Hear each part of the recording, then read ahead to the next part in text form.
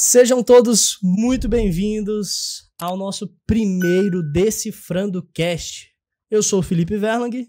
Meu nome é Igor Miranda.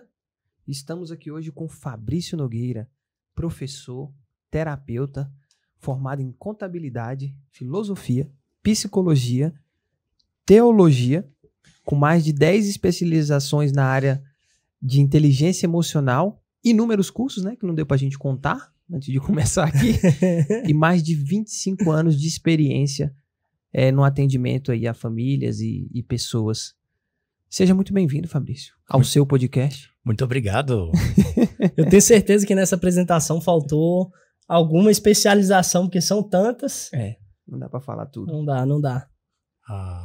Sabe, depois que a gente vai fazendo tudo isso, parece que a gente vai olhando só para a síntese das coisas e não para os vários processos. O gostoso é você chegar depois no momento que você vai percebendo, poxa, agora isso gerou uma síntese. É mais gostoso do que números, é a síntese. Chegar a uma conclusão. Uma conclusão. Muito gostoso. Muito bom. Se você quer conhecer um pouco mais do trabalho do Fabrício, aqui na descrição desse podcast tem um link das redes sociais, do curso e até para atendimentos com ele também. Duvido é você conseguir a agenda. Fabrício, a gente separou um teminha pra gente iniciar esse podcast, uma coisa que tem sido muito falada e perguntada aí nas suas redes sociais e até nos seus atendimentos também individuais, que é como os pais podem lidar com TDAH infantil nos dias atuais. Cara, esse assunto é pedrada, hein? Nós estamos falando aqui de uma temática muito vasta, ok? Mas eu começaria respondendo essa questão dizendo o seguinte, cara, TDAH é uma questão de parenting mindset, ou seja, mentalidade parental. O jeito em que os pais conseguem sentir e visualizar isso tudo dentro deles. Uma coisa verdade, o que eu tenho percebido, existe um grande erro hoje quando a gente fala de TDAH, de que os pais, eles começam a olhar para o TDAH assim, com um certo pânico, com um certo desespero. Nossa, meu filho tem TDAH como se fosse um doentinho, sabe? Como se ele tivesse, meu Deus, e agora, né? Meu Deus, nossa, eu não fui abençoado, meu filho tem um problema, como se fosse um problema mental e tal, não sei o quê. Esse é um grande erro. Eu quero deixar muito claro durante esses nossos bate-papos que o TDAH, por mais que ele se apresente como um transtorno, ele não é uma doença. E não pode, né? Os pais eles não podem associar isso a uma doença. Porque aquilo que a gente vai entender é que o TDAH é um modo de autoproteção do corpo infantil. Eu digo infantil porque a gente está falando de criança, mas depois eu vou crescer, vou me tornar um adolescente, depois eu vou me tornar um adulto. Você pode ver toda pessoa com TDAH, ela é bastante reativa. Reativa significa o quê? Você mexe um pouquinho com ela como se você tivesse mexido no vespeiro ali, entendeu? Sim. Você olha e já começa a ter certo receio, porque é muito reativa. Qualquer coisinha parece que dói mais e ela se torna muito reativa. Então o TDAH causa nela essa necessidade de se proteger mais do que outras pessoas. O TDAH é a necessidade, ele não causa. Ele é a necessidade. O TDAH é a própria necessidade de uma autoproteção que vai ser um pouco mais forte nela do que em outros. Por isso que se torna um pouco transtorno, porque aquilo ali vai fazendo com que o corpo ele entre em padrões que a gente olha e diz assim, esse menino tem alguma coisa errada com ele. Tá diferente. Esse menino é muito agitado. Seu filho é um pouquinho agitado, né? Diz a vizinha. Na verdade, ela tava com vontade de dizer assim, meu Deus, como esse menino não para. Né? Então, a criança ela vai manifestando de uma forma aquilo que ela sente, mas ela não consegue expressar em palavras. Deixa eu te perguntar. Tem como uma criança ter TDAH ou, por exemplo, ou melhor, ter hiperatividade e não ter TDAH? Uma criança só hiperativa? Ou tá diretamente ligado? Olha, é tão complicado a gente falar de hiperatividade, porque qual é o padrão de atividade para você chamar hipo ou hiper? Existe um padrão? Você diz assim, essa é a criança normal, né? Essa é a criança que o padrão Padrão em cima da balança ali, pra cá e pra lá é menos. Existe? Não Existe sei. esse padrão? Não sei. Você dizer assim, essa criança é normal. Não, essa criança é quietinha demais. Não, essa criança é agitada demais. Então, às vezes, o padrão de hiperatividade pode ser diferente para você do que é diferente para mim. Agora, uma coisa é verdade, na natureza humana, né? Mas não só na natureza humana, se a gente for olhar todo o campo animal, todas as crianças ou filhotes são agitados. É verdade. Por que eles são agitados? Porque eles têm uma estrutura de formação cerebral que passa muito pelo conhecimento das coisas, pelo desbravamento do... Curiosidade. Exatamente. Eu ia chamar exatamente de curiosidade. Então, se você for ver um filhotinho de leão, né, um leãozinho, ele vai ser irrequieto, a leota lá... Aí ele vem, mama e sai, feito doido, vai brincar um com o outro. Ele precisa entender a vida. E o processo de entendimento da vida se dá por essa atividade que faz desbravar. Então ele vai precisar desbravar o território, ele vai precisar entender, o corpo dele vai precisar entender o que é seguro, o que é inseguro, o que é perigoso, o que é ameaçador.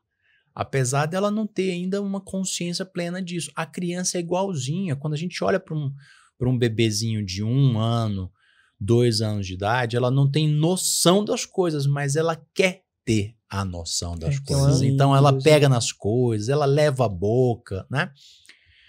Nós somos tão animais nesse sentido que o nosso primeiro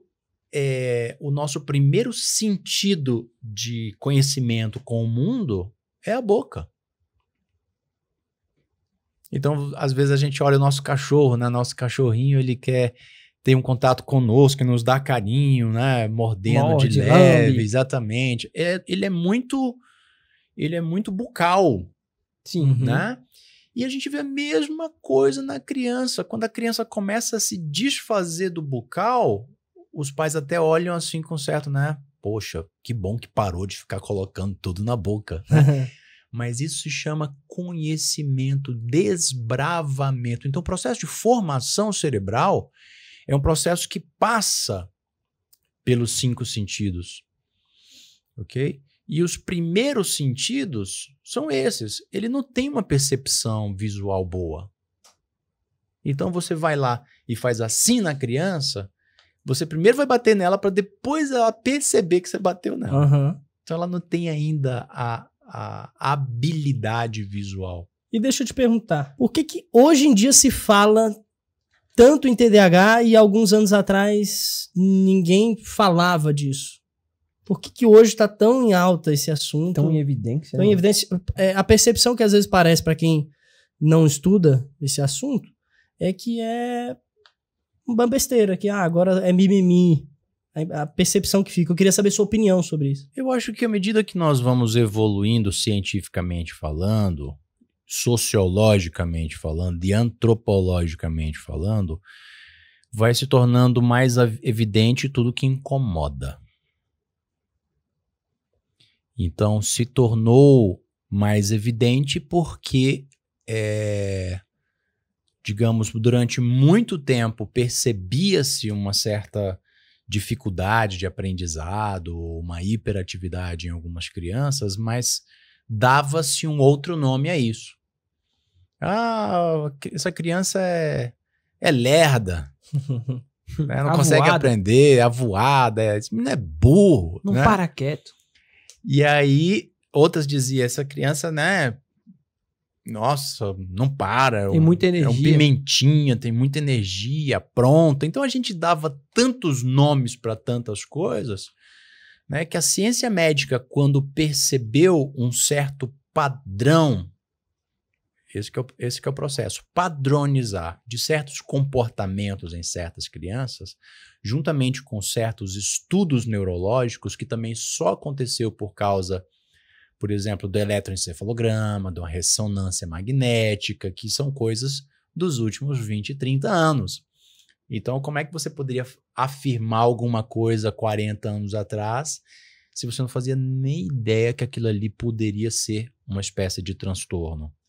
Então, é queridinho hoje no sentido de que você começa a olhar para as pessoas e, sei lá, vai taxando mesmo. Esse menino tem o TDAH, né? Vai se tornar até uma brincadeira, né? Por outro lado, eu vejo que nasce como um certo receio também dos pais, né? Um receio de que o filho fique para trás. Eu acho que é um dos grandes receios dos pais, né? Sim. Meu filho tem algum problema. O medo que eles têm é, meu filho tem algum problema, né? E a maioria das mães quer diagnosticar isso. Como é que faz? Uns anos atrás, Felipe, uns 10 anos atrás ou mais, o problema era o autismo. Aham. E aí se tornou a bola da vez, foi muito falado, muito discutido, como lidar com isso, né? Entendia-se o autismo como um problema, como uma doença e tal, não sei o quê. E com o tempo isso foi minimizado. Foi entendido, né? Eu tenho um sobrinho que ele tem alguns traços autistas. Ele nunca foi colocado à parte, estudado numa escola especial. Não, ele estudava com todo mundo e hoje ele está na faculdade. Normalmente, super bem. passou em tudo, né? Tirava notas boas, porque existe um grande mito em torno da questão da inteligência. O mito de que o TDAH ele tem um déficit de inteligência. É um grande mito. A criança com TDAH, inclusive, de tudo que eu percebo, ela chega a ter até mais quadros de inteligência ou de uma superdotação do que outras crianças. O grande ponto é que isso aí é destinado a outras finalidades, que não necessariamente as finalidades que a gente impõe a eles. Fica sentado numa escola, vai aprender isso, vai... Às vezes a superdotação é em torno de outras coisas que faz com que ela perca a atenção ou o foco para aquilo que eu estou colocando nela. Mas ela está muito atenta a muitas outras coisas. Então a criança está sendo destinada, forçada a fazer algo que não é aquilo para o qual ela tem um talento, uma habilidade. Eu estou falando aqui de inteligência. Já os talentos é o jeito que a gente consegue equilibrar isso, né? Por exemplo, eu tenho um sobrinho com TDAH e desde pequenininho a minha irmã, ela era muito preocupada com ele. E aí não sabia se dava ou se não dava Ritalina, né? Isso, digamos, uns 10 anos atrás, quando começou-se a falar sobre medicações sobre isso, ela foi ver a bula da Ritalina, ela falou, eu não vou dar. Não, eu não vou. Né? Porque a bula fala disso aqui de posologia, né? Isso aqui de efeitos colaterais. Então ela falou, não. E aí ela tinha dificuldades porque ela tinha sido muito esforçada quando criança e tal, e ela não entendia, né, por que ele veio daquele jeito. Por outro lado, o pai tinha TDAH. Então, por mais que ela tenha se frustrado, aquilo ali era um processo genético, né? E ele era muito parecido com o pai. Mas o pai também tinha outros talentos. E ele também se desenvolveu, meu sobrinho, com outros talentos. Hoje ele canta muito bem, ele toca muito bem, ele gosta de artes. Então, em outras palavras... É muito comum nós encontrarmos pessoas que não se dão muito bem com o campo intelectual que eu quero me dizer acadêmico, mas no campo da arte e da cultura serem extremamente hábeis. E às vezes você não consegue decorar uma fórmula matemática, mas você está lá no teatro, você decora um texto de uma peça inteira. Sim, isso é falta de inteligência? Não. Ou isso é excesso de inteligência mal conduzido para onde, de repente, ele se sente capaz e gosta? Em outras palavras, uma criança com TDAH, ela pode ser mais criativa e ainda muito mais inteligente para aspectos não convencionais, como por exemplo, passar numa prova escrita. Olha, existem muitas crianças com TDAH, porque eu quero deixar bem claro aqui, não existe o TDAH como um padrão único. Existem vários tipos de TDAH, porque você vai encontrar um rol de diferenças enormes. Vai ter criança com TDAH que ela tem um ímpeto de curiosidade, de fazer coisas e de desbravar o mundo, extremamente comunicativa. Vai ter outra criança com TDAH que ela é retraída, que ela é tímida, que ela é fechada, que ela fica no mundinho dela ali só observando e tal. Existe um outro padrão de TDAH de crianças que fogem de tudo que possa ser perigoso. Tem criança que tem facilidade com pessoas, tem crianças que têm dificuldade com pessoa, tem crianças que têm facilidade com desafios tremenda, né? Tem outras que têm uma dificuldade tremenda com desafios. Não tem como você falar em TDAH. É super importante nós começarmos a entender como TDAHs. TDAHs. Inclusive, eu diria, se existem 50 milhões de crianças com TDAH, são 50 milhões de TDAHs. São 50 milhões de histórias. Então é muito complexo eu falar sobre uma coisa que às vezes é um padrão de uma criança. Aí a mãe vai me escutar e vai dizer, mas a minha filha não é assim. E não dá também pra... Se você tem 50 milhões de TDAHs diferentes, não dá pra também você ter um tipo único de tratamento, né? Dá pra falar, não, então o TDAH você vai tomar esse remédio. TDAH você vai estudar nesse colégio. TDAH você vai fazer isso. Boa pergunta. Porque se cada pessoa tem um TDAH, o tratamento teria que ser personalizado. Dá uma dica, conta um pouquinho do seu método, de como que você faz para identificar e ensinar a mãe a trabalhar com o tipo de TDAH do filho dela. Olha, Felipe, a primeira coisa que você precisa entender, como eu estava falando, é sobre o parenting mindset. Porque geralmente é a cabeça dos pais que não consegue entender o que está acontecendo com as crianças. Então, a primeira coisa que eu gosto de fazer com os pais é fazer um upgrade mental. Se você não atualizar a sua cabeça de mãe e pai sobre o que está acontecendo com a criança, mas atualizar, assim, no sentido mais profundo e atual daquilo que se entende pelo TDAH. Porque existe a ciência médica que começou a estudar o TDAH 30, 40 anos atrás e perceber e dar nomes, né? Antes eram até vários nomes diferentes, né? E existe aquela ciência que trabalha não só com a neurologia, mas trabalha com várias outras ciências capazes de diagnosticar outros tipos de padrões. Então, hoje, por exemplo, a neurologia ela avançou tanto que um bom neurologista bem atualizado, ele vai entender que a criança com TDAH ela tem um processo emocional delicado, uma estrutura emocional delicada. Inclusive para qualquer profissional da área de saúde que entende quais são as áreas do cérebro que estão um pouquinho mais comprometidas, mais ativadas, menos ativadas, nós estamos falando do nosso sistema emocional. Qual é o sistema do corpo que se torna muito delicado quando o problema é TDAH? Emoções. É o sistema límbico. Mas você sabe o que é uma emoção? Então a primeira coisa que eu gosto de fazer com os pais é fazer um upgrade. Mãe, você sabe o que é uma emoção? Eu não sei. Não sei o que é uma emoção. Tu sabe, parça, o que é uma emoção? Emoções são sensações, sentimentos. Ok, mas o que é uma emoção? O que ela faz no seu corpo? Qual é o papel dela? O que ela gera, né? Também, mas o que é As uma emoções, emoção? O que é uma emoção? Pode ser caracterizado como se fosse um sistema de defesa? Olha que legal. Sobrevivência? Exatamente. Então, emoções... toma essa, parceiro. Emoções são forças que o seu corpo produz, ou seja, energia que o seu corpo te produz que te leva a algo. Então, para eu poder estar falando com você e mexendo minha mão, é porque teve uma energia que veio de algum lugar que fez com que essa mão ganhasse força, o ombro movesse, né, o bíceps e tal, e ele subisse aqui. Isso é uma energia, isso é força, energia elétrica até.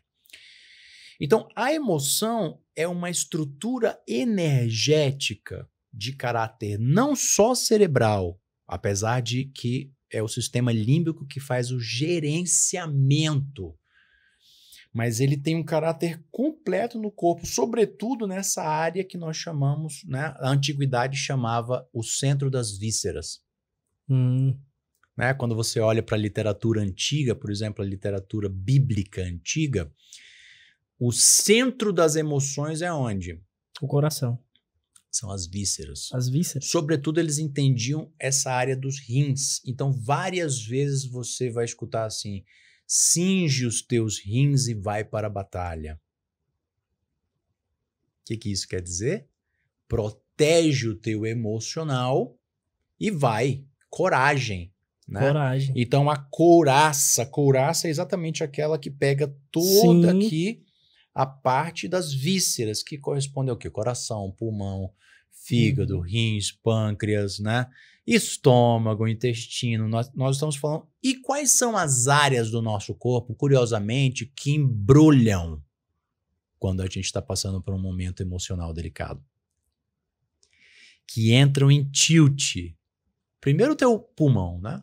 Fica louco, né? Ansiedade. Uhum. O coração, que a gente vai chamando isso de taquicardia. Depois a gente vai sentindo o estômago ficar meio assim. Não quer comer. Aí tem gente, olha como é legal, né? Uhum. Tem gente que vai dando fome. Tem gente que vai dando uma vontade de não Vomitar. comer nada, enjoa, aí fica tudo embrulhado. Tem gente que na mesma hora tem vontade de ir no banheiro, evacuar. Tem gente que na mesma hora trava da prisão de ventre. Então, cada pessoa cada ser humano tem uma reação diferente. É a mesma coisa a gente falar do TDAH, cada um é diferente, cada um vai manifestar isso de uma forma diferente. Mas o que eu estava dizendo, as emoções, elas têm um gerenciamento aqui dentro, mas ela tem toda a sua reserva energética aqui, exatamente para que o corpo possa agir. Eu gosto de explicar para os pais o seguinte: qual é a primeira função do nosso corpo na estrutura da vida? Você sabe qual é? Sobreviver? Qual é o primeiro programa? Programa, né, para que você sobreviva? Qual é o programa mais importante que o teu corpo entendeu ao longo dos últimos milhões de anos, que é fundamental para que você esteja vivo? Vou chutar. A primeira coisa de tudo é respirar. Errado? Não é respirar? Não. Proteção? Proteção. Proteção? Proteção. moleque. Proteção. Nossa, excelente aluno. Proteção é a coisa pelo qual, né, o teu corpo fica obcecado 24 horas por dia. O teu corpo ele é todo formado para proteção. Por que, diacho, um dia o teu corpo criou um tórax? Para quê? Proteger. E aí o tórax criou um peitinho ainda assim, né? Pra quê? Pra você ir pra academia e ficar bonitinho? Também, mas isso aqui tudo são estruturas de proteção. Ao quê? Aos órgãos. Às vísceras. Às aos vísceras. órgãos. As emoções. Ok? Lá atrás, quando foi o processo evolutivo, né? Que primeiro nascem as primeiras estruturas embrionárias, né? Os folículos embrionários, os tecidos. Os primeiros órgãos foram quais? Quais os primeiros órgãos nasceram na tua vida? As vísceras. As vísceras. Você deixou de ser uma ameba e começou a ser você. É brincadeira. Não teve muita diferença. Não. Quando a gente começou a ter o quê? Coração, pulmão, que lá atrás nem era isso, era ainda um sistema muito primitivo, aí depois virou uma brânquia, aí depois, né, o processo evolutivo foi começando a virar anfíbios, aí de anfíbios virou répteis, aí você consegue respirar fora da água. Isso graças ao quê? Pulmão. Isso tudo foi processo que nos levou um dia a termos essa parte mais importante em nós e que o corpo protege. Então, você vive 24 horas para se proteger, mesmo que você não saiba. Então, guarda isso. O seu programa principal da vida é proteção. Por isso, você tem um cabelo para proteger do quê? Do sol. Do sol, dos raios Do solares, do frio. Você tem um nariz para quê? Proteger a respiração. Proteger. Por que não é um buraco?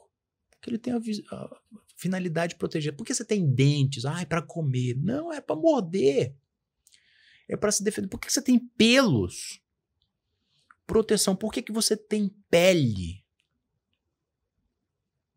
Tudo em nós visa proteção. Então eu falo para os pais o seguinte: olha, você precisa entender que as emoções são os órgãos de sentido internos do nosso corpo. Assim como você tem órgãos de sentido como a visão, que visa o mundo externo, e ele capta coisas do externo e te diz se você está protegido ou não, ok? Você olha para mim, você está do meu lado por quê? Porque você se sente protegido comigo. Se fosse o seu inimigo, você não estaria bem aqui. Uhum. Você estaria se protegendo de uma forma ou de outra. Então você tem os 5 sentidos e eles visam trazer informações externas ao corpo. A pele. A pele é o que te traz informações a respeito do quê? Da temperatura, a respeito de ameaças, se está quente, se está frio, se corta, se machuca, se não machuca. Na hora que você bate o seu cotovelo, dá aquele cultiva, choquinho. exatamente. Naquela mesma hora, aquele choquinho diz o quê? Cuidado. Cuidado. Perigo. Cuidado, perigo, ali vai machucar. Perigo, perigo, perigo, perigo. Perigo é a palavra do sistema de proteção do nosso corpo. Assim também nós temos a estrutura interna de proteção. Como é que é o nome dessa estrutura interna? Emoções. Emoções. E aí você começa o processo ensinando, trazendo consciência para a mãe sobre tudo isso. Sobre emoções, o que são emoções, o que a gente sente dentro da gente. Felipe, nós temos um problema na nossa civilização moderna, ou contemporânea ou atual, de nós não olharmos mais para o nosso campo do sentir, para aquilo que a gente sente, para as nossas emoções. E quando a gente não entende as nossas emoções e não as sente, a gente não sabe que informações estão ali.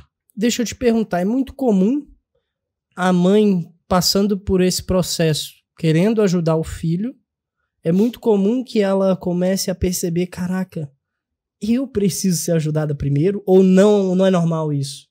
Porque trocando a ideia aqui, eu percebo, cara, tem muita coisa que eu não sei, que eu acho que eu preciso tomar consciência antes de tentar ajudar alguém, por exemplo. Quando eu começo a fazer um atendimento de uma criança, sempre o primeiro passo é atender os pais. E quando eu falo com os pais, eles entram em choque. Parece que nem é mais tanto a criança. Ele começa a olhar para a história dele, a mãe começa a olhar para a história dela. E ela começa a entender, nossa, mas eu também tinha isso quando eu era pequena. Nossa, mas eu também sinto isso. Nossa, mas eu também passei por isso. Olha a genética. Ela começa a olhar para coisas nela que até então ela não percebia, achava aleatório, porque na vida a gente vai achando que tudo é aleatório. A gente vai vivendo o dia a dia, as rotinas e tudo vai passando. Então, quando eu falo para a mãe o seguinte, TDAH é um processo emocional, ou seja, se eu estou falando de emocional, eu não estou falando de sentimentalismo. Sim. Eu estou falando de uma estrutura biológica de proteção que ela, na criança, está alterada. Porque a gente costumeiramente só fala de um processo neurológico alterado. E no processo neurológico, neurotransmissores, a química do corpo, aquilo está alterado, ok? A gente faz um exame aqui, né, de um encefalograma no cérebro de uma criança com TDAH. Em geral, vai ter uma alteração ali no sistema límbico, uma superativação da amígdala cerebral, uma superativação do núcleo accumbens, até o hipocampo, que é responsável pela nossa memória. Muitas vezes ele tem uma subativação. Agora, quando eu tenho uma superativação, por exemplo, na minha amígdala, isso quer dizer o quê? A amígdala é a parte do meu cérebro relacionada exatamente à palavra perigo. Perigo. Perigo. Ameaça. Predador. Cuidado. Cuidado. Fabrício, mas então a mãe vem, você apresenta toda essa abordagem para ela, esse conhecimento, e se existe no filho dela uma parte no cérebro dele que faz com que essa sensação de perigo esteja aumentada, que ele tem que ter cuidado, o que ela pode fazer para ajudar? Quais são as atitudes que a mãe precisa tomar, que o pai precisa tomar para que ajude a criança a se sentir protegida? Então, a primeira coisa que eu gosto de explicar é que precisa mudar o mindset.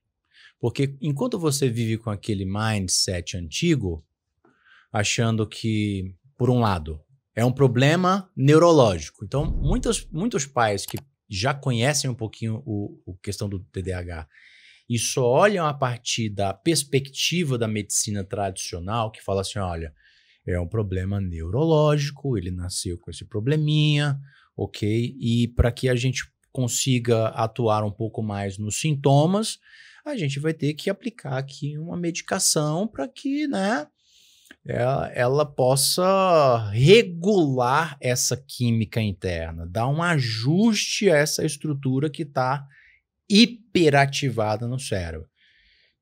Então, quando eu fico nesse mindset, eu não entendo o quanto aquele TDAH infantil pode ter a ver com o meu jeito de ser e o meu jeito de me comportar no dia a dia enquanto mãe. Então, será se o TDAH realmente é uma questão de simples neurobiologia ou neuroquímica? Ou existe uma outra coisa por trás que está ligado a estruturas emocionais que, óbvio, eu como filho já herdei dos meus pais. E essa estrutura também ela é genética. Então, eu não herdo só a estrutura biológica enquanto neurológica cerebral. Eu herdo a estrutura biológica também enquanto as emoções dos meus pais. Porque também são uma estrutura corporal de proteção, de defesa. Então, se eu já nasço com uma estrutura fragilizada da minha mãe, você concorda comigo que qualquer coisa que minha mãe fizer que for muito forte, isso vai aumentar em mim? Com certeza. Então, o processo, por exemplo, de rejeição. Eu vejo muitas mães com TDAH que me procuram, que elas chegam chorosas, culpadas e dizem assim, realmente eu rejeitei meu filho na barriga, ok? Né? Aquilo ali eu passei... Eu tenho um caso de uma mãe que ela disse que ela passou 9 meses rejeitando o filho. Ela só conseguiu acolhê-lo quando ela olhou para a carinha dele. E isso passa para a criança, essa emoção? Eu preciso explicar o que significa isso. O processo de rejeição é o processo de agressão. É um processo de exclusão. Mesmo quando a criança está na barriga. É um processo emocional, olha, entende isso. É um processo emocional em que a minha química é uma química de luta. A química do corpo, a química de rejeição é uma química que emocionalmente ela se refere a qual emoção, sabe me dizer? Não. A química da rejeição é a química da emoção chamada nojo, repulsa. A emoção é essa, a emoção do desgosto, do nojo, né? Por quê? Porque isso é próprio do nosso corpo. Todos nós nascemos com essa emoção, para que quando você depara com uma coisa perigosa, você automaticamente, sem ter nem ideia daquilo, você... né? Como a emoção do espanto. A emoção do espanto ela não é controlável. A emoção da raiva não é controlável. A emoção do medo não é controlável. A emoção do nojo não é controlável. Você olha ali para um vômito, vem um vômito em você.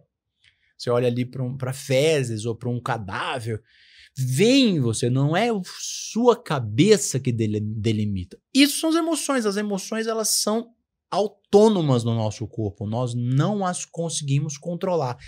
Quando a mãe lança sobre o feto, sobre a criança, uma emoção de rejeição, é nojo.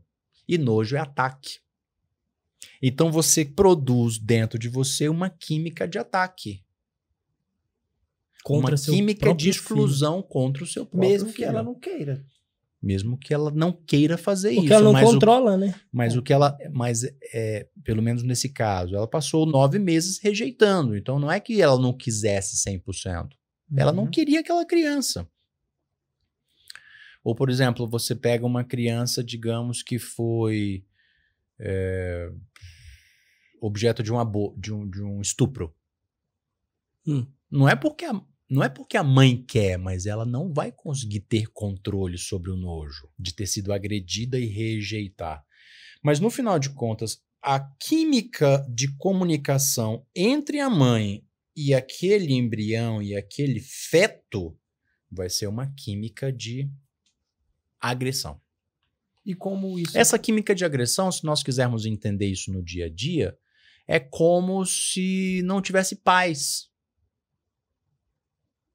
É como se constantemente fosse um lugar de luta.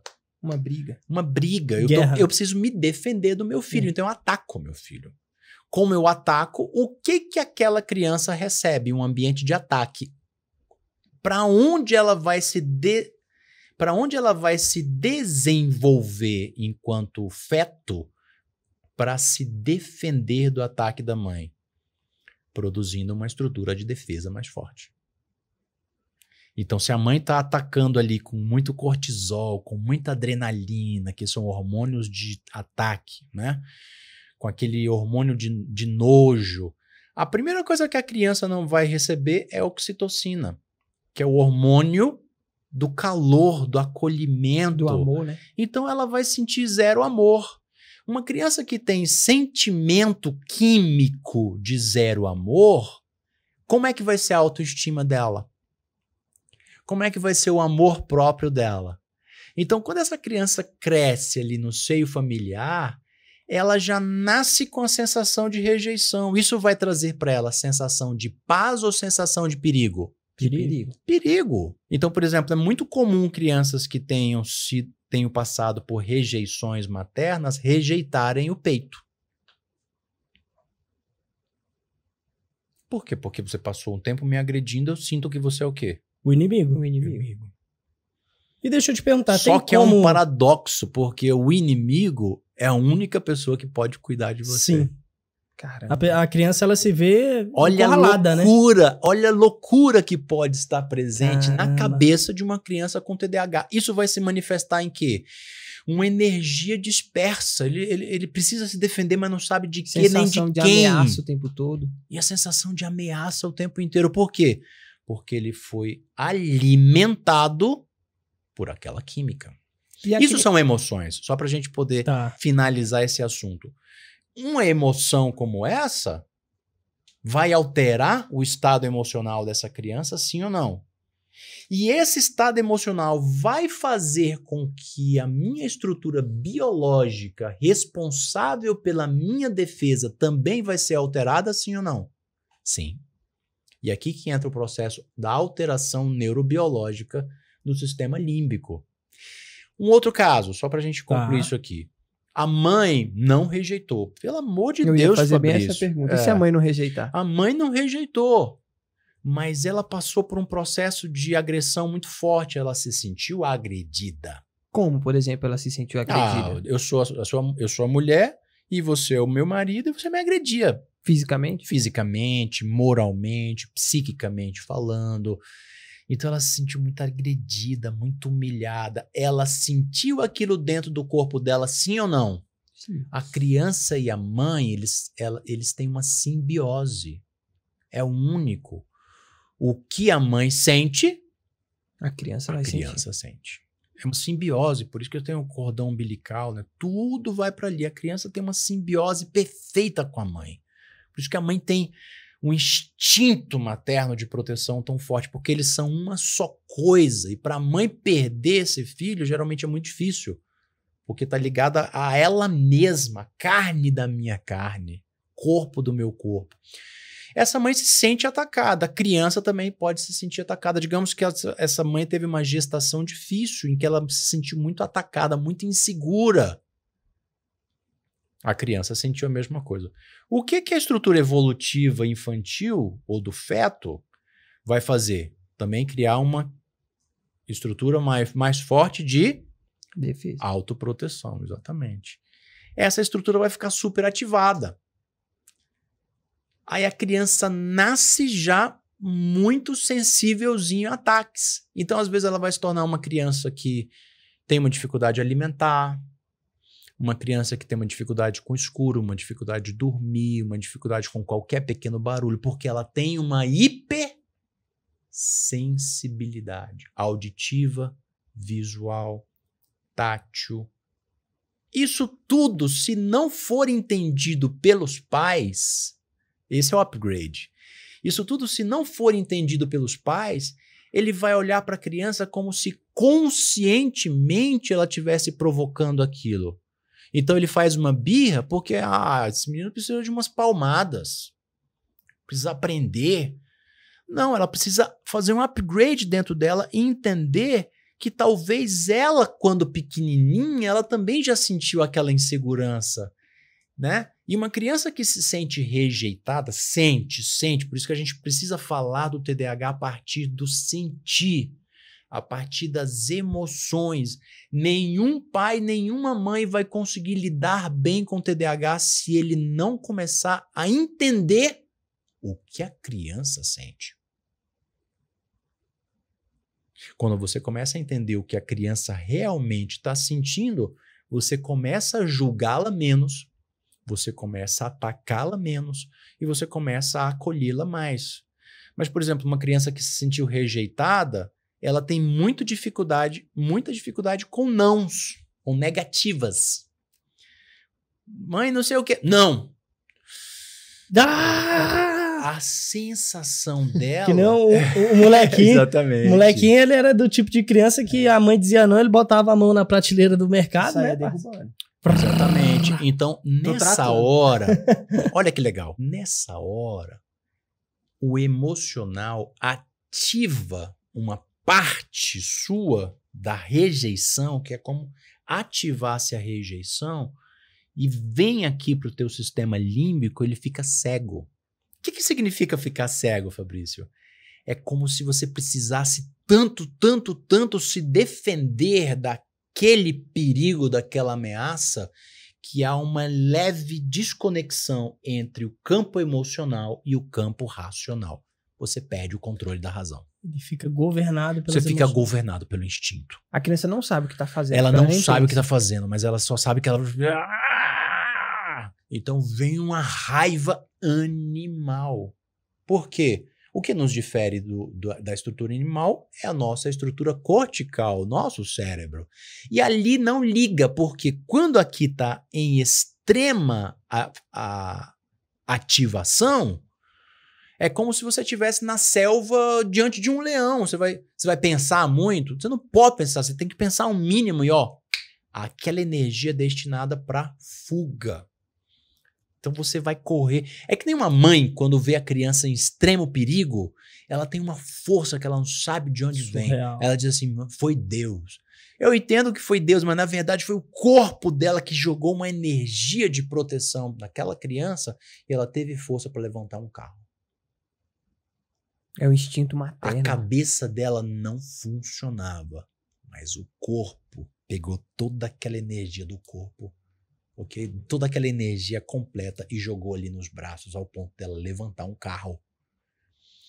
Então, o que eu estou dizendo? Eu estou dizendo que nossa estrutura cerebral, ela tem ações em prol da nossa autodefesa que nós, se não fizermos esse upgrade do parenting mindset, ou seja, da mentalidade parental acerca do TDAH infantil, nós vamos ficar aquém do entendimento e a gente vai só punir e não entender. Gente, quando muda a nossa capacidade de entendimento a respeito do TDAH, sobretudo a partir da perspectiva emocional, muda tudo. Aí a gente começa a lidar diferente, porque você não culpa mais. Você, pai e mãe, não culpa mais, você não agride mais, você não... Até aquela impaciência, ela fica mais branda. Por quê? Porque você entende que ela está fazendo aquilo não porque ela quer. Mas isso que fica na cabeça de muita gente, isso é eficaz? Porque, por exemplo, tem gente que acredita, tem pais que acreditam que a única solução é bater, porque aí assim a criança aprende. Então, eles pensam que às vezes esse caminho ele é muito mais longo, que é melhor dar uma surra logo que...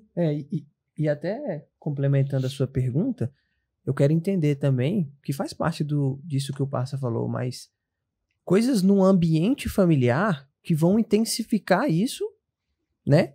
E o que o pai pode fazer para que não intensifique? Porque você falou assim, a criança já nasce com essa necessidade. E a mãe vai e cobra, a mãe vai e bate, o pai vai e julga e compara. Então, o que ele deveria fazer? Quais atitudes ele deveria mudar, o pai, a mãe, dentro do ambiente familiar? E também se coisas relacionadas ao casal, o relacionamento do marido e da mulher podem influenciar, intensificar ou reduzir, no caso, o TDAH? Eu não tenho como dar uma resposta precisa sobre isso, porque não existe o TDAH. Existem os TDAHs. Então, aquilo que pode ser uma dificuldade para uma criança pode não ser uma dificuldade para o outro, ok? Eu, por exemplo, vejo que existem vários tipos de TDAH. Um TDAH mais proativo, né? Eu já tive pacientes com TDAH que é o cara que toca o terror. Toca o terror é o que faz o bullying. Então ele não tinha medo de nada. Não olha pra mim não, exatamente. É o cara que não tem medo de nada. Então ele se desenvolveu numa autoproteção tão grande que o cara não tem medo de nada. Então é o cara que enfrenta todo mundo. Paraquedista, essas coisas, né? O cara pula de 5 mil metros, 20 mil metros, 500 mil metros. Tá pulando lá da lua, tá pulando pra aqui, pra cá. Então, é um tipo. É o cara que faz o bullying, é o cara que vai bater em todo mundo, é o cara, né? Isso acontece muitas vezes com meninos. Mas tem meninos também com TDAH que eles já não conseguem. Ele já trava. Então ele já tem uma insegurança emocional tão grande que ele foge de todo mundo. Vai se tornar aquela criança o quê? Tímidazinha, retraídazinha, isoladazinha. E são ambos TDAHs. Ok? E às vezes ele tem crianças que têm uma atividade maior, podem até se expor para o professor, dizendo assim, professor, eu não estou entendendo. Não estou entendendo nada. Não estou entendendo nada. A outra vai ficar quietinha. Eu me recordo, né? Eu nunca fui diagnosticado com TDAH, mas eu tinha uma série de coisas na minha infância que eu me recordo. Eu era tão tímido, mas eu era tão envergonhado, que eu me escondia. Cara, engraçado, né? Você fala nunca tão bem. Nunca ia imaginar isso. Te juro, eu me escondia. Teve uma vez que eu tava passando mal na sala de aula. Não sei se eu comi alguma coisa no recreio. Tinha sempre aqueles lanches, né? Não sei o quê. E aí eu comecei a passar mal depois do recreio. E aí eu falei com a professora. Cara, levantar a mão pra falar com a professora era o fim do mundo. E aí eu tive coragem de falar. Professora, eu posso ir no banheiro? Aí ela falou, pode. Aí eu fui. Tava passando mal, né, com vontade de vomitar e sair. Demorei, nada. Aí eu voltei, né? Com medo da professora brigar se eu demorasse demais. Tudo é medo, né? Uhum. Aí voltei. Quando eu voltei, a ânsia veio. E aí eu não consegui ter coragem de levantar a mão novamente para pedir para sair de novo. Eu vomitei a sala inteira. Ainda botei a mão aqui.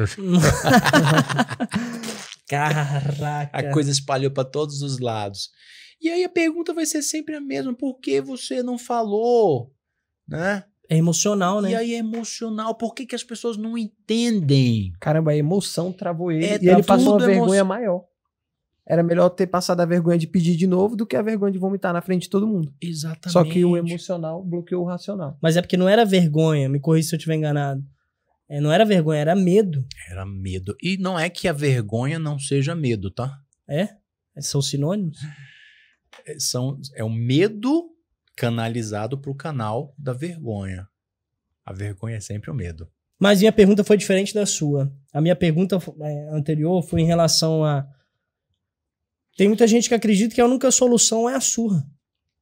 E esse método de você ser mais compreensivo que você está falando aí do seu tratamento, ele é mais eficaz, por exemplo, ou a surra não é eficaz? Eu quero que você relacione isso e explique para mim, tipo, qual que é. Porque antigamente, tu dava uma sandalhada, uma havaiana de pau e tecnicamente resolvia. Apanhou pra caramba, né? Oxi.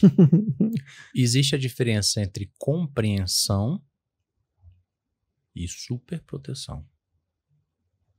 Eu não estou dizendo que compreender é superproteger. Então não vai ser um pai banana, né? Que aceita tudo. Inclusive, há muitos pais superprotetores, mas que são agressores.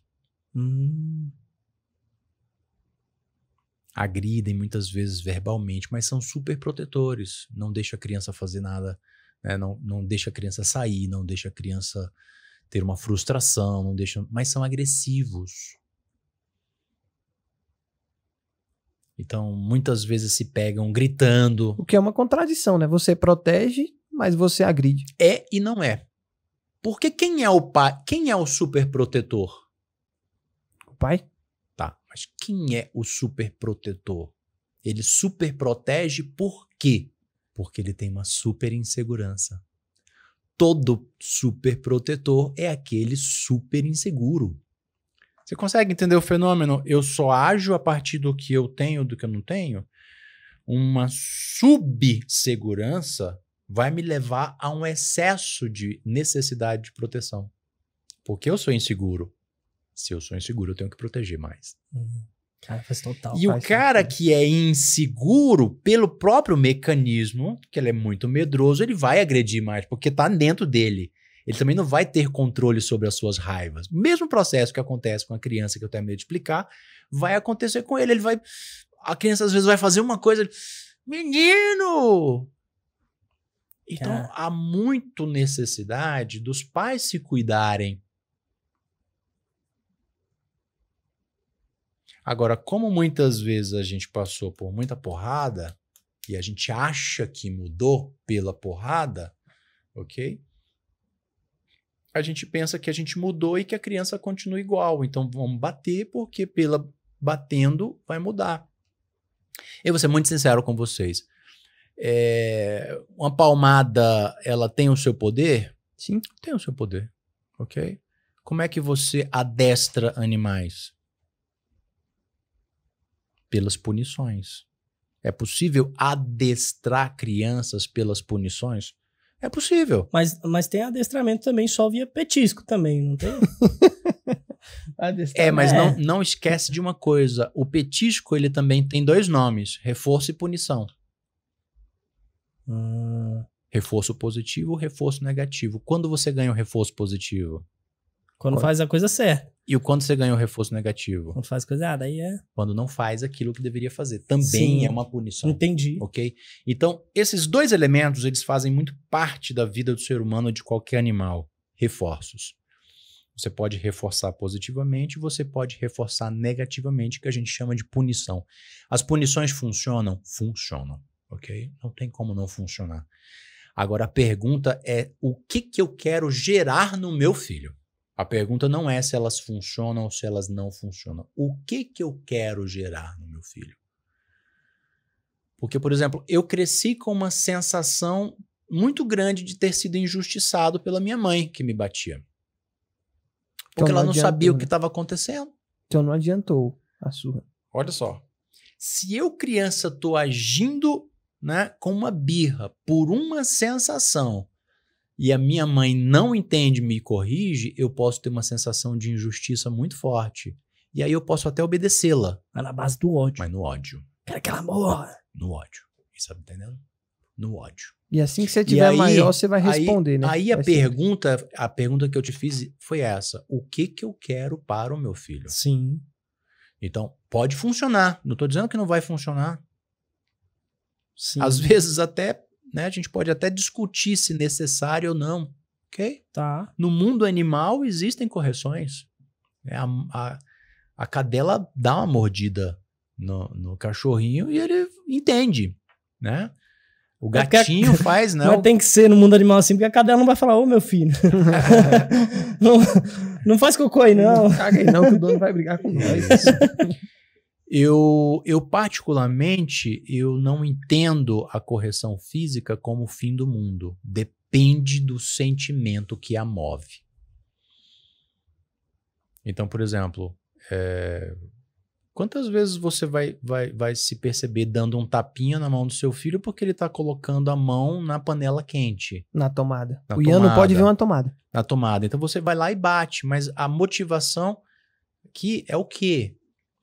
Grande parte das correções que para mim são nocivas, são muito ruins, são correções que são movidas pela raiva. Pela raiva. Então a mãe, os pais vão lá e batem pela raiva, pela impaciência.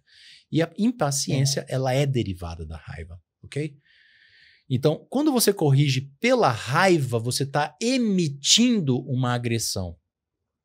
E a agressão, ela também gera essa química de repulsa.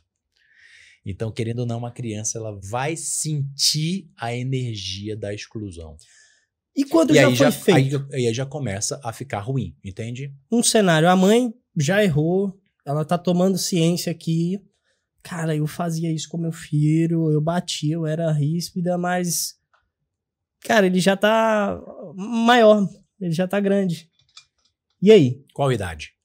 Já tem seus 16, 15 16 anos, anos. já não é mais uma criança. E tem TDAH. E tem TDAH, meu filho... Essa criança, ela provavelmente, dependendo das ações da mãe, ela vive um paradoxal dentro dela.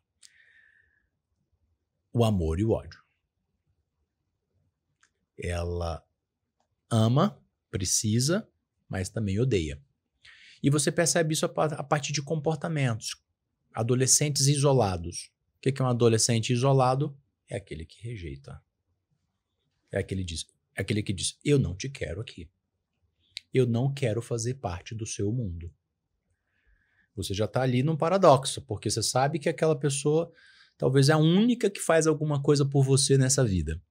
Mas ao mesmo tempo é aquela que você sente lá dentro a partir de todo esse histórico de correções, daquilo que a mãe passou no ventre, da infância e tudo mais, ela construiu uma casca de autoproteção da própria mãe em relação a ela. Então, o que tem que ser feito e o que eu digo para a mãe?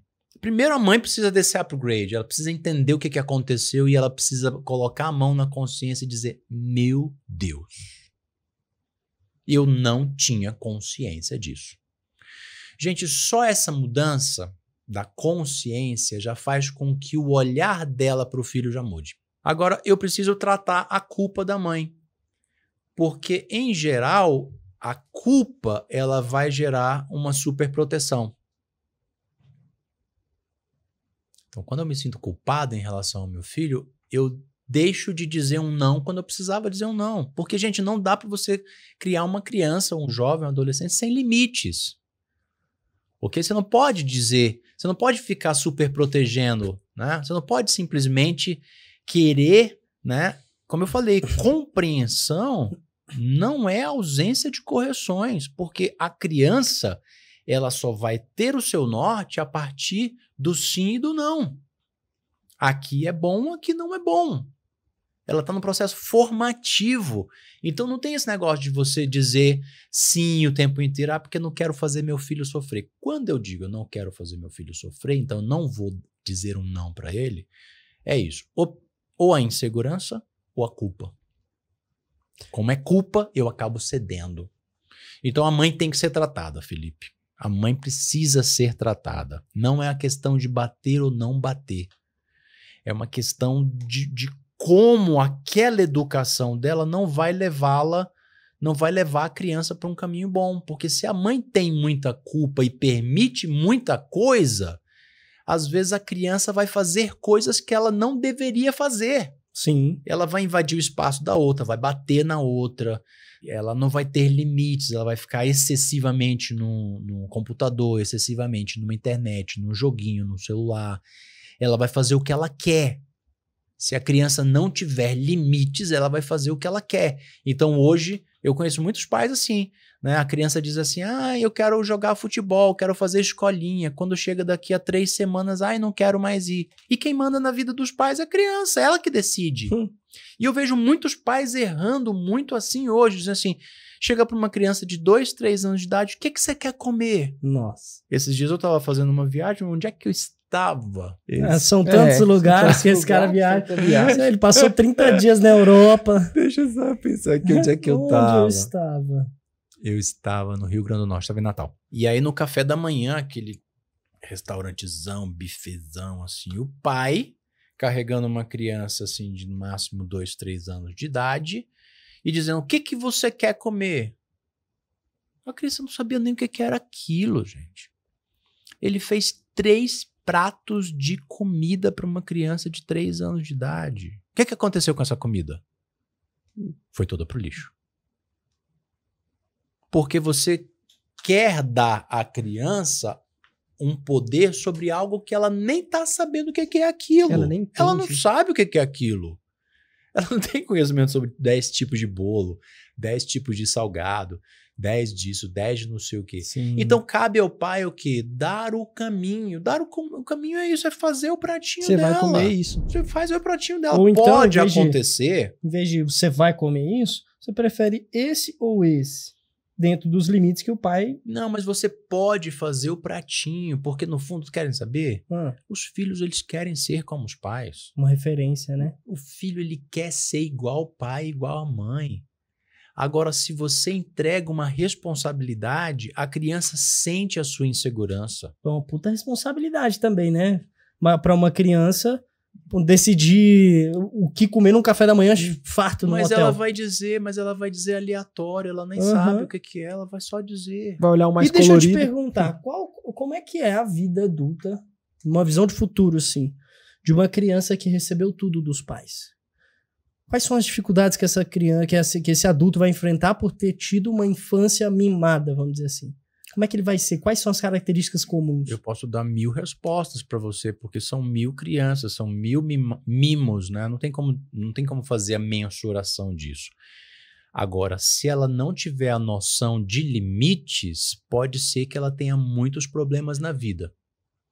Então, eu sou uma garotinha de 16, 17 anos de idade. E aí eu senti atração pelo meu coleguinha de sala. E o meu coleguinha de sala tá cagando, tá nem olhando pra mim, entendeu? Tá se lixando. Ela vai ter uma frustração 10 vezes maior do que uma outra criança que aprendeu a lidar com frustrações quando pequena. Talvez ela nem consiga lidar tão bem com essa frustração e vai sofrer muito mais.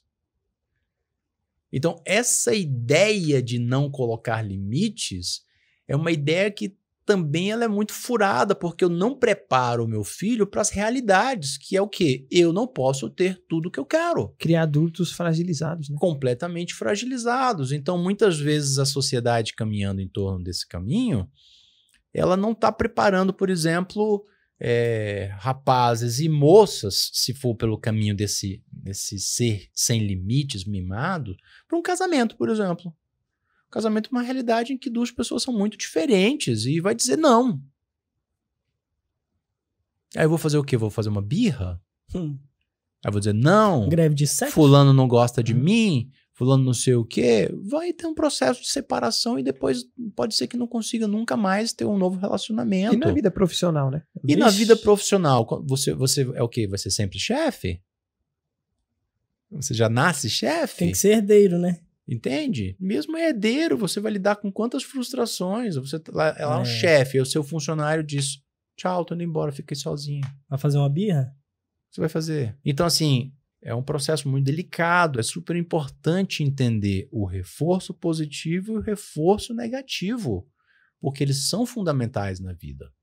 Okay? Você precisa entender que para que você tenha a esquerda, você tem que abdicar da direita. Isso, o Passa trouxe uma pergunta pensando mais nessa criança que já passou por uma adolescência, está ali na juventude e vira um adulto, né? Mas pensando na mãe que está hoje com 1, 2 filhos com TDAH em casa, ali na faixa dos seus 5, 6, 7 anos, o que ela tem passado ali, tem vivido, lógico, sabendo que cada TDAH é diferente, cada realidade é diferente, mas coisas que ela pode mudar ainda ali, pensando que o filho dela ainda ainda é uma criança, para que na adolescência, na juventude, ele não venha sofrer tanto com os sintomas do TDAH? Em geral, a ausência de compreensão, Igor, a ausência de compreensão do que significa de fato o TDAH faz com que eu tenha comportamentos X.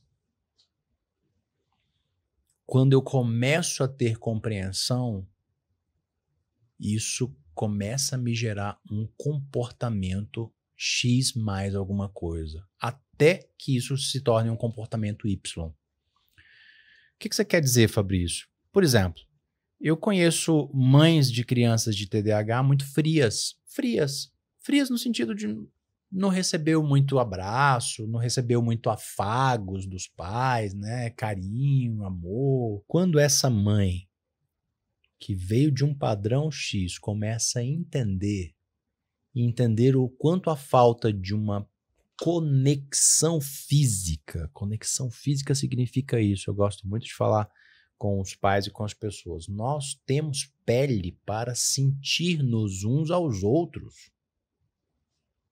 Não existe nada mais gostoso do que você dar a mão e sentir o calor do outro, porque nós temos pele para isso. Ela é um elemento de sentido dentro de nós. Um dos 5 sentidos, ok? Então aqui você sente, quando você sente o calor, você sente a proteção. Então quando a mãe diz que ama, mas não conecta fisicamente, fica um lapso. Quando ela começa a entender isso, entender que é necessário haver uma reconexão tátil do toque Física, né? física, ela começa a promover essa reconexão. E essa reconexão, claro que traz uma nova informação. Uma informação de carinho. Se de repente a criança já se fechou muito, pode ser que ela não aceite mais. Que ela ache muito estranho, que ela ache falso. Então, quanto mais cedo a mãe acordar para isso, melhor, né? Eu diria que isso aí precisa ser um projeto de vida, ok? Acolher, dar colo, dar peito, né? A mãe desejar a criança, né? Antes da gravidez. Eu tô falando de coisas que muitas vezes não são práticas, porque às vezes quando a pessoa vai ver já tá com 3, 4 meses, né? Mas ela desejar, ela projetar, ela amar, se possível ela fazer um processo terapêutico antes da gravidez. Por quê? Porque eu tô dizendo exatamente isso. A gente acaba comunicando aquilo que a gente tem dentro da gente para os filhos. Então, se você consegue se limpar e se preparar emocionalmente melhor para você, né, para a chegada do filho, melhor, porque aquela criança vem numa estrutura de mais paz, de mais acolhimento. E quanto mais a mãe é acolhedora e lança essa emoção de acolhimento para a criança, ela libera mais oxitocina. E essa criança vai se sentir mais amada. Amor não é pensamento. Amor é química. Se não tem hormônio, não resolve. Então a maioria das pessoas tem amor mental. Viu, Igor? A maioria das pessoas tem amor mental, mas não tem um amor físico-químico. Muitos pais têm amor mental pelos filhos. Porque eles não sabem amar com a química. Inclusive, deve ter alguém, com certeza, que tá assistindo a gente nesse momento, pensando, caraca, eu recebi um amor mental do meu pai ou da minha mãe.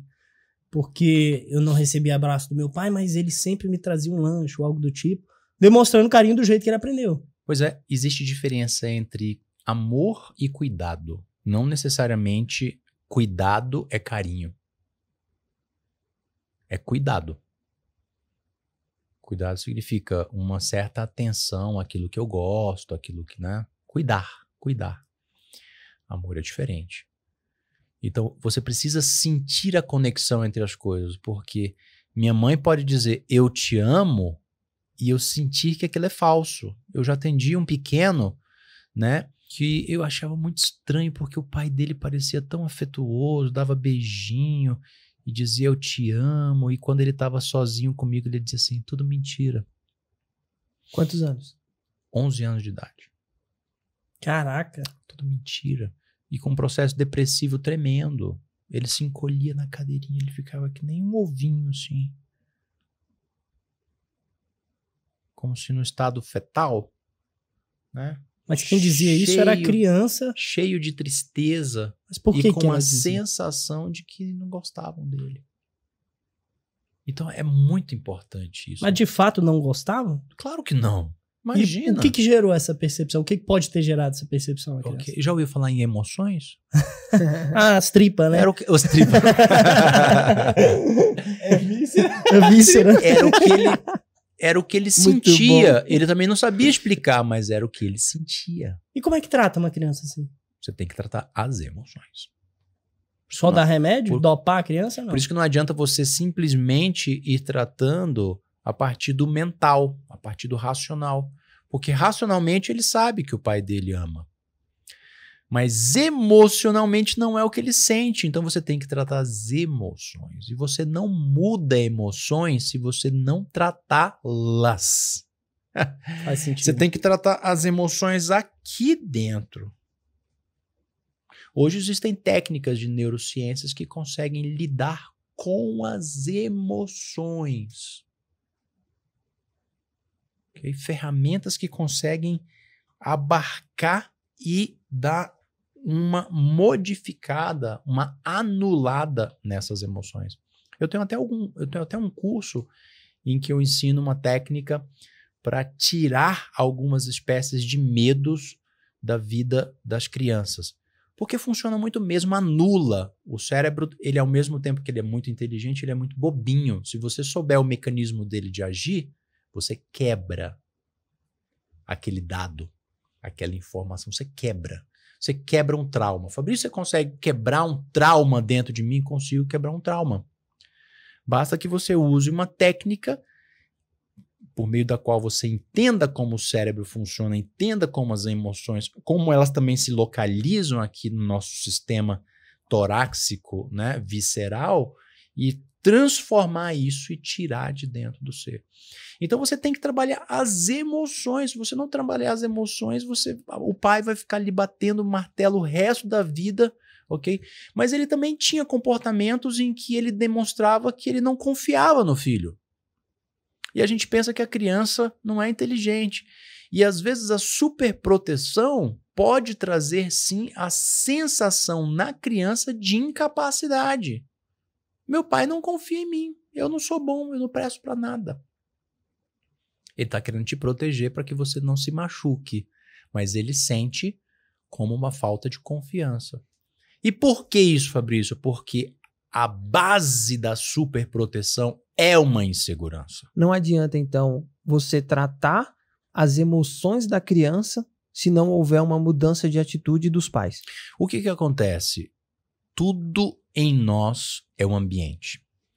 Nós sabemos, inclusive, que as nossas células-tronco, quando elas são submetidas a diversas químicas, a diversos ambientes, elas dão origens a órgãos distintos. É a mesma célula.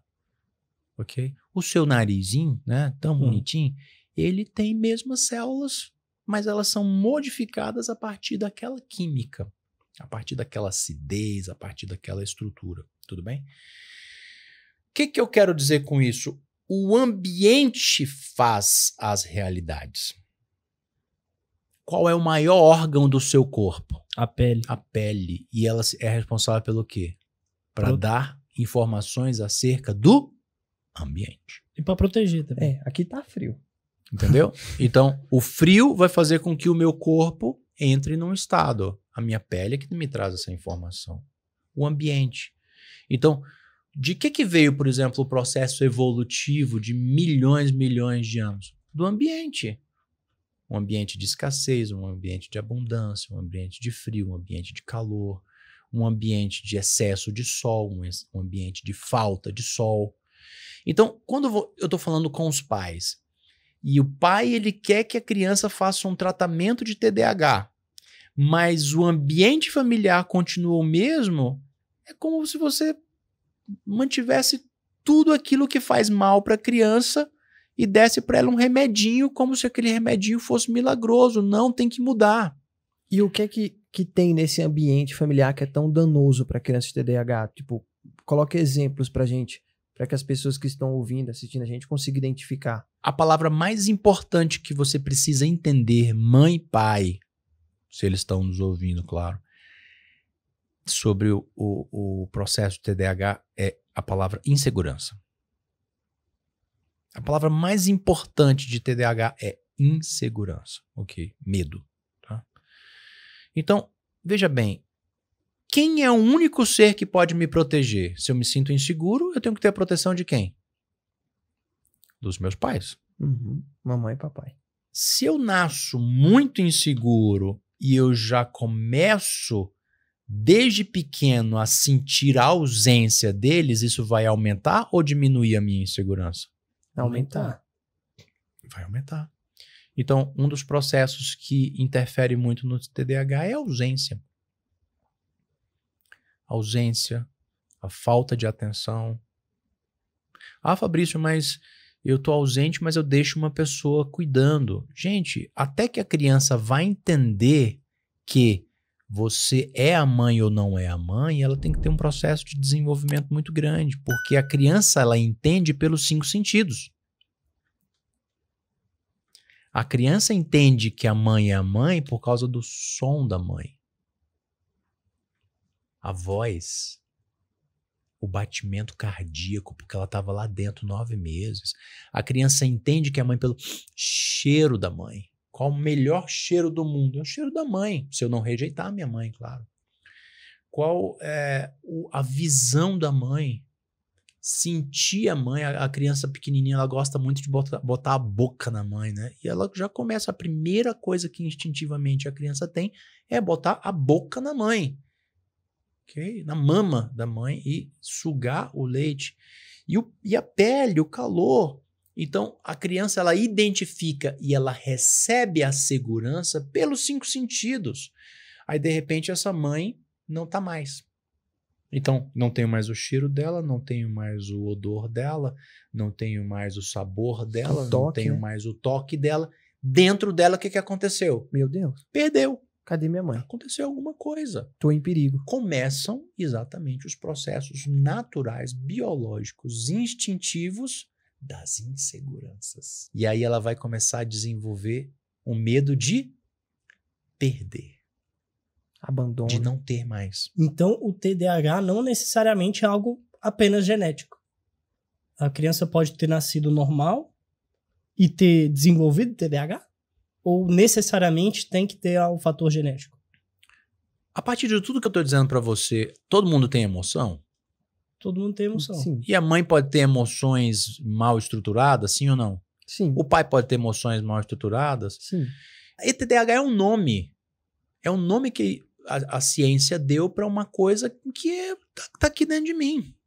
Às vezes eu penso que não tenho TDAH, mas eu posso ter. Às vezes eu penso que tenho TDAH, mas posso não ter. Mas o meu emocional pode ser muito abalado. Ou seja, podem ter muitas crianças diagnosticadas, às vezes, à base de um questionário, de alguma coisa, que às vezes são emoções bagunçadas e não necessariamente é TDAH. Perfeito. E ainda tomando remédio. Perfeito. Perfeito. E aí, a gente não sabe quais as consequências de tudo isso. Mas o que eu quero dizer? Eu quero dizer que a partir desse processo interno aqui, cada um vai ter as suas reações. E a reação de uma vai ser de um jeito, a reação de outra vai ser de um outro jeito. E é difícil você delimitar o que vai ser legal, o que não vai ser legal, o que é mais forte, o que não é mais forte. Esse processo é um processo em que, pouco a pouco, os pais têm que entender o que eles sentem para eles poderem entender o que a criança sente, porque não tem como nascer um canarinho de um pardal, não tem como nascer um golfinho de uma tartaruga. Então, nossos filhos são nossos filhos e muitos pais querem que os filhos nasçam diferentes, né? Eles têm um sonho, eu sempre fui muito inseguro, espero que meu filho nasça mais seguro. Uai, filho de peixe, peixinho é. Então, por que a gente não começa a olhar mais para as coisas como elas de fato são? Isso vai ajudar muito para que os meus comportamentos de pai, de mãe, comecem a mudar. Então, o ambiente, como eu estava respondendo, é esse lugar que precisa ter ajustes. Se não tiver um ajuste do ambiente familiar, vai ficar difícil. Então, se eu já tenho TDAH e eu tenho um sentimento de insegurança, sobretudo o sentimento de insegurança de perda. Uma criança, por exemplo, que nasceu de cesárea e foi levada para a UTI, ficou vários dias lá, ou mesmo na incubadora, por causa de um probleminha ou outro, biologicamente essa criança vai ter mais facilidade de ter um certo pânico em relação à perda ou não? Com certeza. Vai, por quê? Porque biologicamente ela perdeu. E biologicamente aquela sensação vai ficar mais forte. Então, muita criança com TDAH, mas muita mesmo, tem uma ansiedade muito grande quando, por exemplo, dá o horário da mãe e do pai chegar, eles não chegam. Eu era assim. Ó, Eu era assim, cara. Assim, eu era desse jeito de não dormir na casa dos meus avós sem chorar. eu já tinha minhas Já tá fazendo um diagnóstico. eu já tinha as minhas dúvidas e convicções. Então, veja bem, isso é ambiente. Porque se o meu filho já é inseguro e eu crio ainda um ambiente maior, ela vai se alimentar cada vez mais. Fabrício, TDAH aumenta? Aumenta. Piora. Assim como reduz. Né? TDAH reduz? Reduz. Reduz. Tudo vai depender do ambiente. Tudo vai depender de como você vai agir, vai olhar para dentro da criança, vai detectar, vai decifrar o que de fato está faltando nela. Porque veja bem, se essa mãe foi atacada, o que faltou na mãe? Segurança. Então o que eu preciso fazer com a criança? Protegê-la. Dá segurança. Se eu dou segurança, provavelmente essa criança não vai desenvolver os sintomas do TDAH. Entende?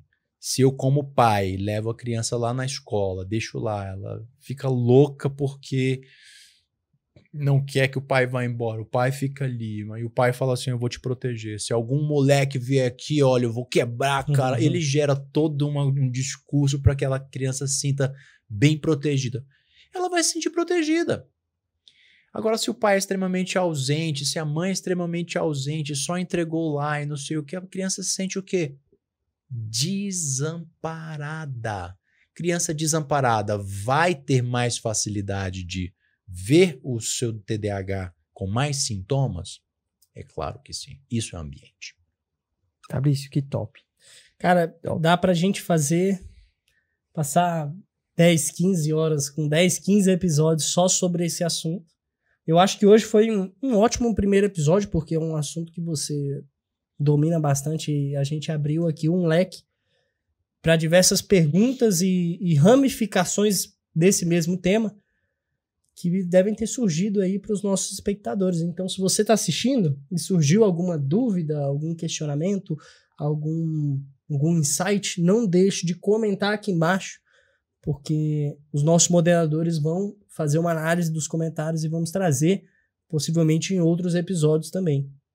Muito bom. E Fabrício, antes da gente encerrar, eu queria te pedir que em todo episódio a gente pudesse dar uma dica prática para hoje, para a mãe que assistir esse episódio, que ouvir esse episódio, para o pai que vê esse episódio. Fala assim, cara, o que a mãe pode aplicar hoje, agora? Qual atitude, por mais simples que seja, que ela possa fazer em casa agora, ali com o filho dela, que pode ser um primeiro passo para uma mudança?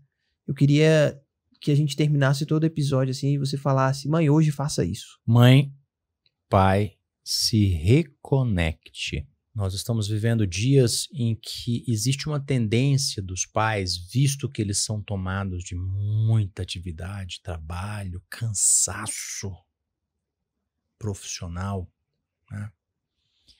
Nós somos invadidos pela mentalidade de darmos atividades para os nossos filhos para conseguirmos descansar um pouquinho, né? Porque está todo mundo muito cansado. Imagina as mulheres.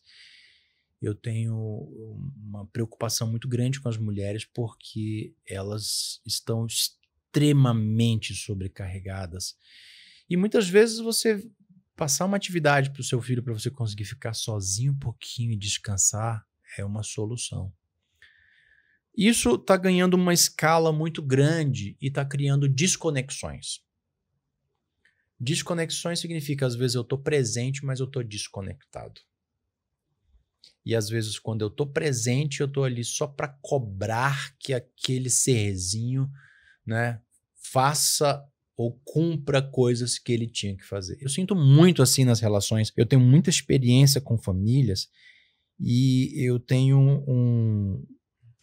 uma preocupação muito grande em relação às famílias, porque eu vejo que pelo menos 80% a 90% das relações conjugais são relações de cobranças, de cumprimentos de atividade. Já pegou o menino? Já fez as compras? Já não sei o quê? Cumprimento de atividades. Raramente, né, o casal ele se constrói dizendo: meu amor, eu tô sentindo falta de você. Vamos se conectar. Mais tarde, vamos fazer aquela conexãozinha. Né? Aquela coisa, né, de você falar para o outro que ele existe, que o seu sentimento existe, que a sua vontade pelo outro existe. Quando o casal geralmente tem o primeiro filho ou o segundo filho, a tendência de desconexão amorosa entre eles é muito grande. Acaba se tornando um contrato de criação dos filhos. Ela se sente muito abalada, ele se sente muitíssimo abalado, sobretudo porque a mulher fica muito conectada com os filhos e se desconecta muito do marido. Então ele tende a ficar muito sensível e marido desconectado, marido agressivo. Então veja bem, nesse processo e nesse íntere, quando a criança vai passando ali dos 2, 3, 4, 5 anos, em que os primeiros cuidados extremos passam, os pais vão começando a se desconectar dos filhos. Aquele chameguinho com o filhotinho pequenininho, meu filho gostoso, não sei o que, vai passando e vai criando uma desconexão. E essa desconexão vai fazendo muita falta. Então, minha dica: pais, se reconectem entre si, caso ainda exista a possibilidade. Tem muitos pais que já cessaram o contrato deles e está tudo bem, ok? Mas pais, se reconectem com seus filhos. Reconectar-se é assim, escreve isso. Se o seu filho tiver um celular, escreve dizendo: eu te amo, eu estou por você sempre. Meu filho, você não é a sua nota na escola. Você é meu filho. E eu te amo pelo que você é e não pelo que você gera de resultados. E eu te prometo que eu vou te entender em cada comportamento. E eu vou te corrigir se eu perceber que tem alguma coisa errada, mas não sem antes te entender. Não sem antes te colocar na minha frente, te decifrar e dizer qual é a dor que motivou essa ação, esse comportamento do meu filho. Pai, mãe, toda criança que tem uma ação desviante, uma ação que às vezes a gente conecta, que a gente se questiona sobre ela, aquilo ali está vindo de uma dor que pode ter origem nos pais, mas que também se reverbera na vida cotidiana, um coleguinha que está fazendo alguma coisa com ela, que está excluindo, um coleguinha que não acolhe, né? A própria mãe que está muito distante, o próprio pai, ou uma crise matrimonial, uma separação, uma exclusão, um medo muito grande. Então, se você, mãe, pai, não sentar diante do seu filho e deixar que o filho exponha as suas emoções, você não vai entender o seu filho e você não vai se conectar bem com ele. Você não vai entender qual é a carência do seu filho, qual é a ausência que ele sente, qual é a falta que está dentro dele. E se você não fizer isso, você vai sempre interpretar seu filho mal. 95% dos pais julgam seus filhos pelos resultados. Tirou nota boa, não tirou, estudou, não estudou, arrumou a cama, não arrumou a cama. Tudo é resultado, tudo é resultado. E a comunicação entre eles é uma comunicação de cobrança pelos resultados. Quando é que você, pai e mãe, vai voltar a se conectar pelo que ele é e não pelo que ele faz?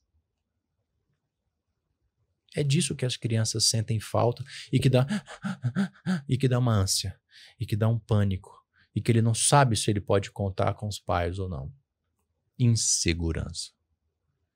E a segurança só é redespertada nas crianças quando elas sentem que, havendo o que houver, minha mãe está comigo, meu pai está comigo, meu pai dá vida por mim, meu pai me ama, e não é só de boca. Ele precisa sentir isso e não saber. Enquanto a criança não sentir isso no fundo dela, qualquer coisinha que acontecer do lado de fora pode desconectá-la de uma série de atividades, estudos. Te desconecta do foco, eu não consigo prestar atenção, porque eu me sinto ameaçado. Os pais têm a faca e o queijo na mão. Só que a gente veio de um processo em que a gente não entendia que a criança tem sentimentos, que a criança tem emoções, que a criança já consegue fazer interpretações, que ela já consegue enxergar as coisas e ver o sentido das coisas. É uma noção de que as crianças, tipo, nasceram meio vazias e que elas, durante os anos, é que elas vão aprender alguma coisa. Sim. Isso é uma besteira. E a criança não consegue chegar e falar, né? Sentar aqui e falar, ó, eu tô sentindo isso. Sobretudo nos primeiros 2 anos de vida, que ela não tem comunicação verbal, né? Uhum. Mas ela tem entendimento do mesmo jeito. Só que ele é mais biológico, instintivo. Os pais precisam entender isso. Quanto mais você der amor pro seu moleque, mas um amor profundo emocional, do 0 aos 2 anos de idade, esse menino tem uma tendência de se construir uma criança melhor. Muito bom. Muito Fabrício, bom. muito Que obrigado. episódio, hein, parça? Muito bom. Que episódio, cara. Privilégio nosso, né? Ah, Aqui ouvindo. Eu que sou pai, Ah. que privilégio. eu já tô fazendo o que você falou no meio do podcast, é aquela terapia prévia, antes de ter o filho. Então eu tô aqui só É verdade. aprendendo, Aquela cara. limpada, É. drenando aqui. Descobri hoje que as tripas são emoção. Fabrício, Pessoal, muito obrigado, viu? De Muito nada, obrigado. disponha. excelente. Pessoal, mais uma vez reitero, deixe seu comentário, seu like, sua curtida. Siga nas redes sociais, fabricionogueira.oficial no Instagram, Fabrício Nogueira no YouTube, cursos e atendimentos no link da bio. No link da bio e da descrição, tá tudo aí. Tamo junto, até o próximo episódio. Valeu. Até mais.